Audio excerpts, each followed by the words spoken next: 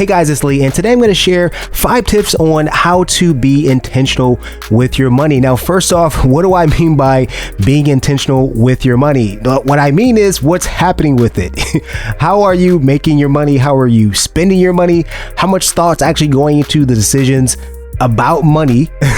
Are you thinking about your purchases and actually how they align with what's going on in your life?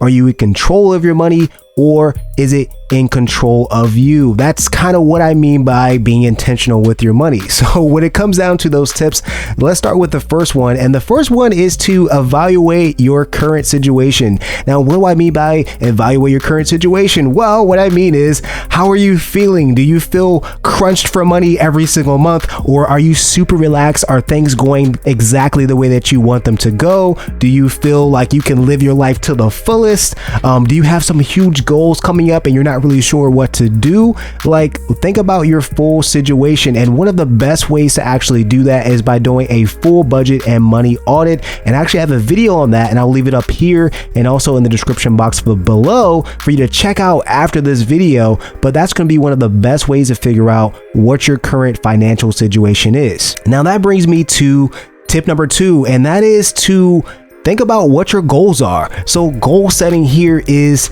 key, right? So if you have some goals that are coming up, so let's say you want to pay off those student loans and credit cards, or maybe you are looking at your friends and they have a swimming pool and an outdoor oasis and you're a little jealous and you're like, I need to buy a house now. So you're gonna make a home purchase, and that's a new goal. Maybe that's on your list.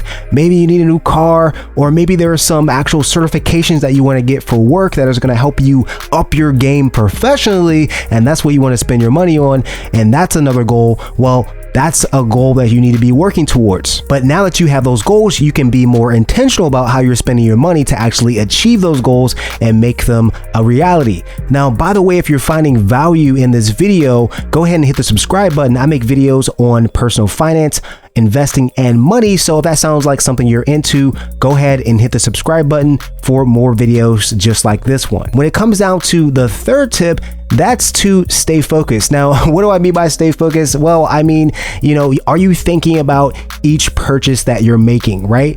So think about each and every purchase that you make and how it relates to your goal. So are you making the right decisions? Like, if you have a family trip every year and it costs you $3,000 to $5,000 every single year, and you're saving to buy a house in maybe 1 to 2 years, well, I mean, maybe you should hold off on that trip and make the best decision for yourself so that you can get to that goal that you have.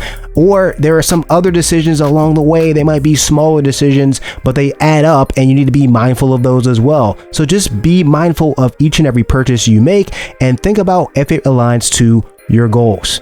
Now, tip number 4 is to own your decisions.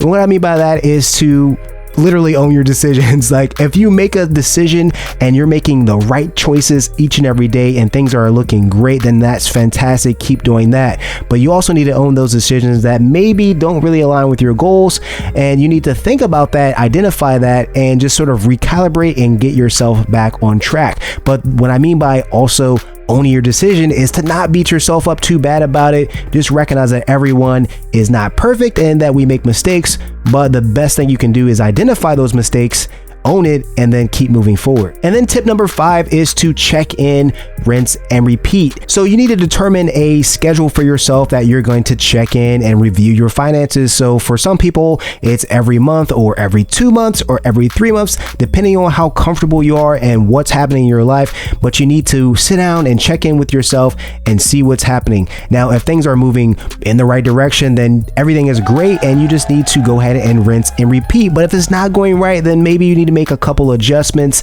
recalibrate yourself, and then get back on track, rinse and repeat. Now, if you enjoyed this video, go ahead and hit the like button. If you haven't already, hit the subscribe button. Check out my next video. I'm going to leave it right here.